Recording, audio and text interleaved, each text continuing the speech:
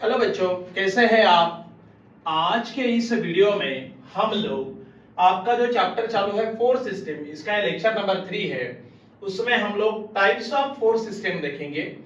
ये आपको समझ के लेना जरूरी है क्योंकि प्रॉब्लम में एग्जैक्टली कौन से टाइप का प्रॉब्लम आया है उसके ऊपर अपनी मेथड डिसाइड हो जाती है, इसलिए ये मालूम होना जरूरी है। तो अपना जो ये YouTube चैनल है, ये जो वीडियोस है, ये वीडियोस अपने YouTube के ऊपर प्रोफेसर सुशील डांगे और डांगेज एकेडमी ये नाम से आने वाले हैं। तो आप लोग ये चैनल को सब्सक्राइब करो सो दैट आपको इंटीमेशंस या इंफॉर्मेशन जैसे ही मिलेगा, वीडियो अपलोड हुआ तो आपको इंफॉर्मेशन मिल जाएगा, इंटीमेशन आएगा, नोटिफिकेशन आएगा। और वैसे फिर आप करस्पॉन्डिंगली अपने नोट्स को अपडेट करते रहिए और अपने नोट्स कंप्लीट करा लीजिए। करेक्ट, कुछ भी डाउट रहा तो पूछ सकते हैं आप, और ये पूरा आपके फ्रेंड सर्कल में सर्कुलेट कर दीजिए, चलेगा। So let us start with types of force system.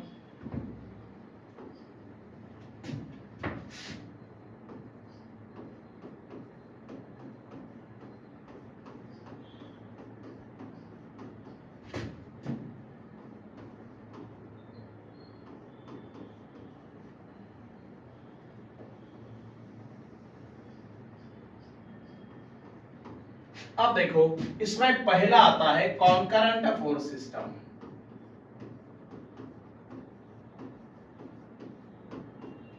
Concurrent force system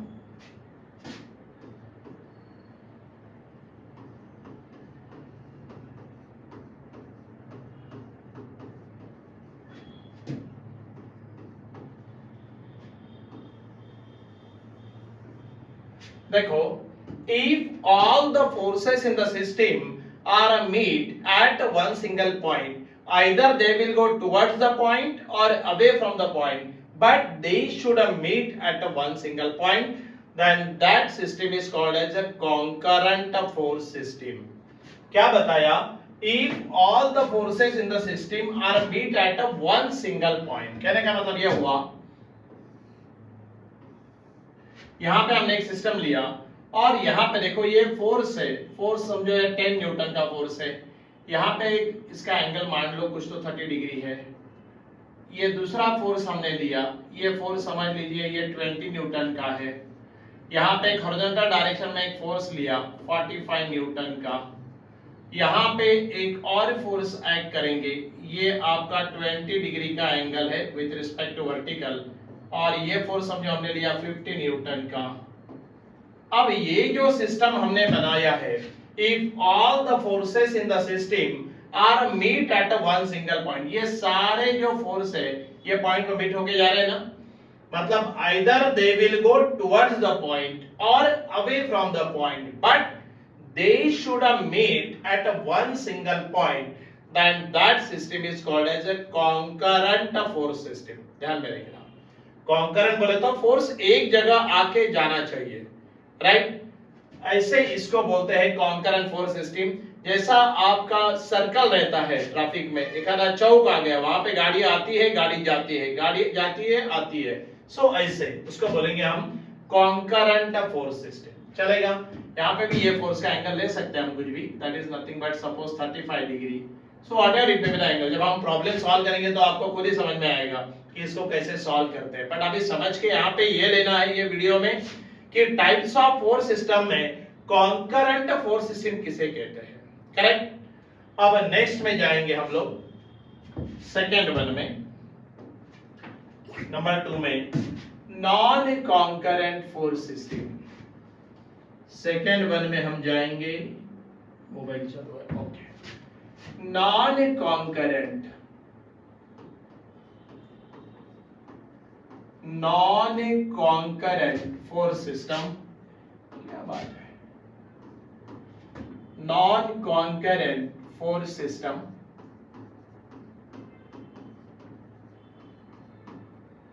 ये नॉन कॉन्करेंट फोर्स सिस्टम में क्या है देखो, if all the forces in the system are acting at a different point, मतलब सिस्टम के अंदर जो आपको फोर्सेस दिखाए गए हैं वो डिफरेंट पॉइंट्स पे एक्ट हो रहे हैं और they do not meet at one single point, वो एक पॉइंट को नहीं मिल रहा है, अरे एक पॉइंट को मिले तो वो तो कॉन्करेंट बनेगी, जो पहला वाला देखा था।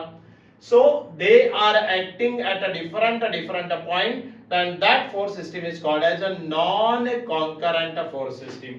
मतलब इसको सॉल्व करने का मेथड थोड़ा अलग रहता है, उसको सॉल्व करने का मेथड अलग रहता है। प्रॉब्लम है, आपको मैं दोबारा रिकॉल कराऊंगा ये। अब देखो एक एग्जांपल लेके देखते हैं। मान लो ये एक आपका स्क्वायर ब्लॉक है और यहाँ पे ये पॉइंट पकड़ लो A, ये पॉइंट पकड़ लो B, ये C एंड ये D, करेक्ट। अब ये आपका A पॉइंट पे एक फोर्स एक्ट हो रहा है, A पॉइंट पे मान लो एक फोर्स एक्ट हो रहा है,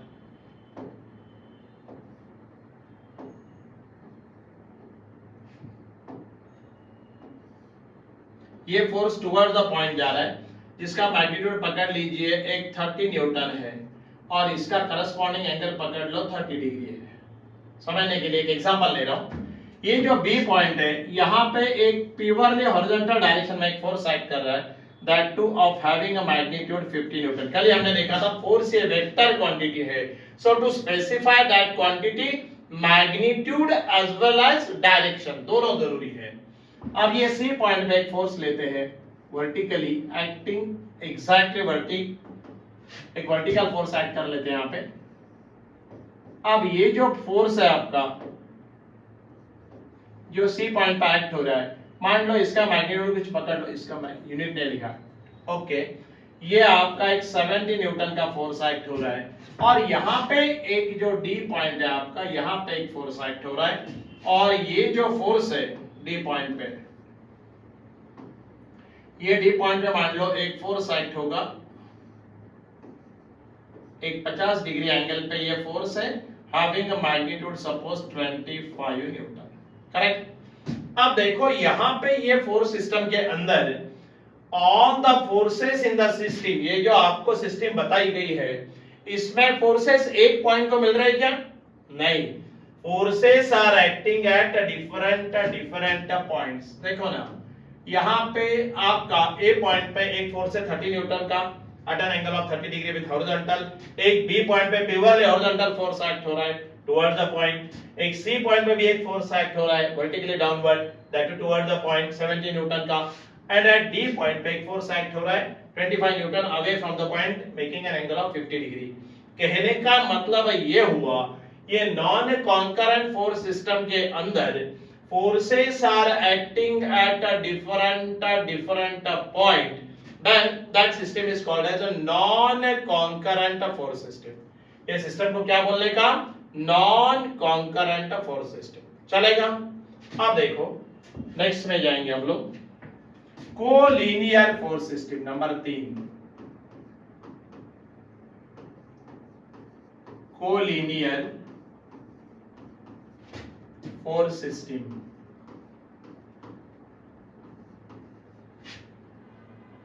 ये कोलिनियर फोर्स सिस्टम के अंदर भी देखो,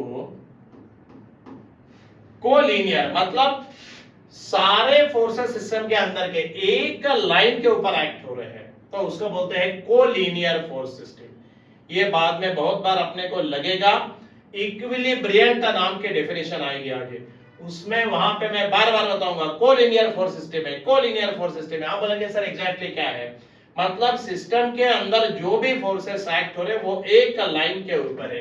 मान लो यहाँ पे ऐसा हमने एक लाइन लिया तो यहाँ पे दो फोर्स एक्ट हो रहे हैं, एक 20 न्यूटन का फोर्स एक्ट हो रहा है और यहाँ पे मान लो 30 न्यूटन का फोर्स एक्ट हो रहा है, बट ये दोनों force lying in the same line है, तो इसको हम बोलते हैं collinear force system.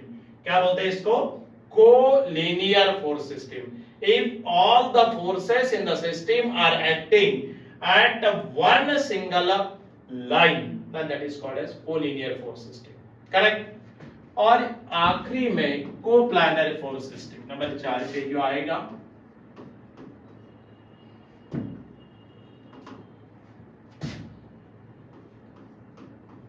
Coplanar force system.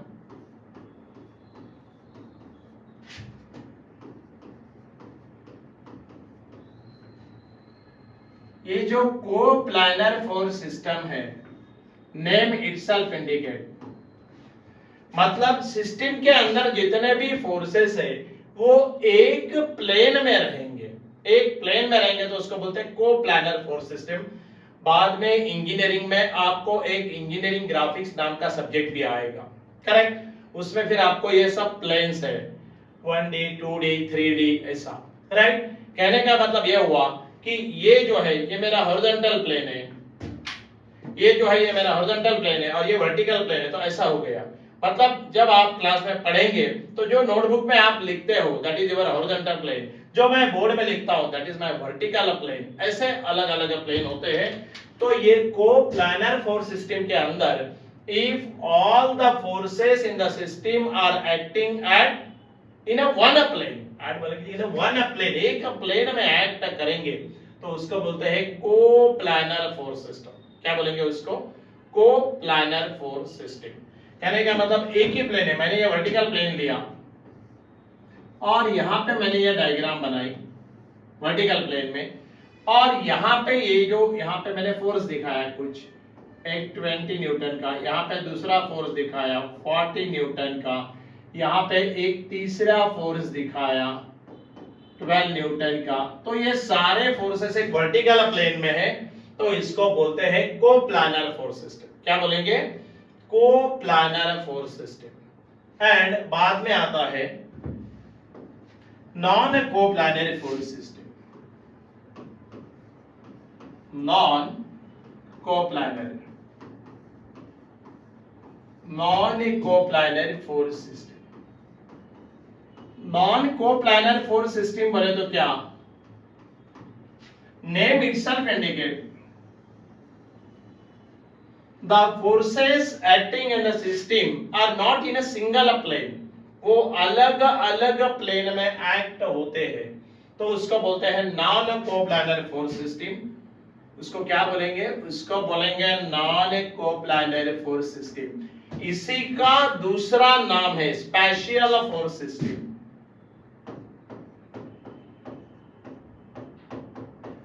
Spatial force system, या इसी का और एक नाम है 3D force system, 3 dimensional force system.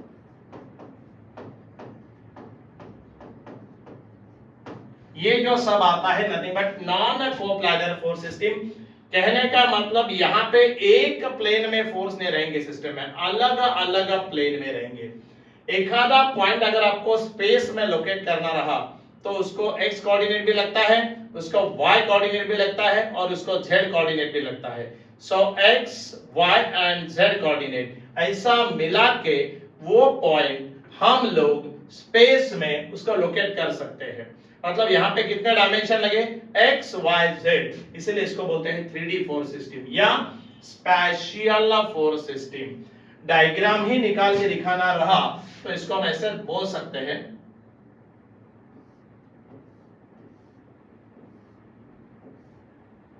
ये इसलिए मालूम होना जरूरी है कि बाद में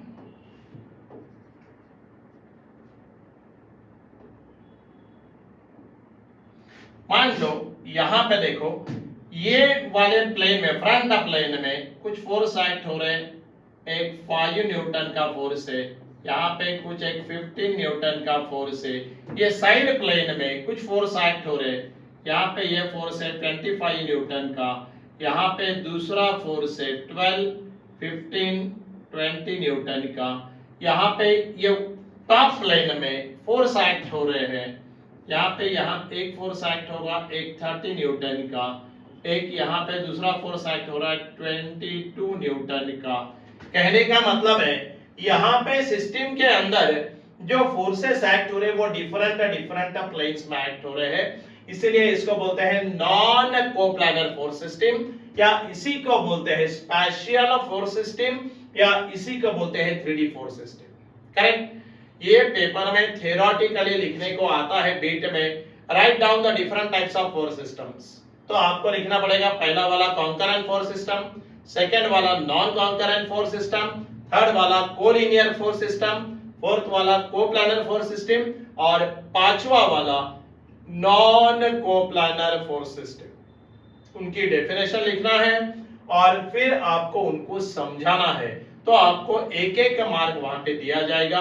इसका थ्योरेटिकली भी अपने को यूज है और दूसरा बोले तो इसका यूज जो है प्रॉब्लम में अपने को सॉल्व करते वक्त जो प्रॉब्लम दिया गया एग्जैक्टली वो किस टाइप ऑफ फोर्स सिस्टम का है, पहले ये आइडेंटिफाई होना जरूरी है, उसके बाद ही हम प्रॉब्लम को सॉल्व कर सकते हैं, वो करेक्ट प्रॉपर मेथड लगा के चलेगा। इसीलिए यह लेक्चर इंपॉर्टेंट है। ये सब पॉइंट नोट डाउन कर लेना, आपकी खुद की नोट्स बनाना, इसके डेफिनेशन लिख देना। मैंने तो पूरा समझाया है, डिक्टेट भी किया है, मतलब बताया ओरली कि कैसे है। आप खाली बुक में से डेफिनेशन को लिख दीजिए, that's all, nothing more than that, right? चलेगा। तो ये थोड़ा ध्यान, क्योंकि मेरे को पॉसिबल नहीं होगा ये नोट्स आपको देना, पॉसिबल हुआ तो मैं देखता हूं, लेकिन फर्स्ट ईयर का रिकॉर्डिंग है, सेकंड ईयर का रिकॉर्डिंग है, थर्ड ईयर, लास्ट ईयर सारे रिकॉर्डिंग चालू है, तो और offline as well as online lectures 11th 12th also, तो काफी लंबा शेड्यूल है।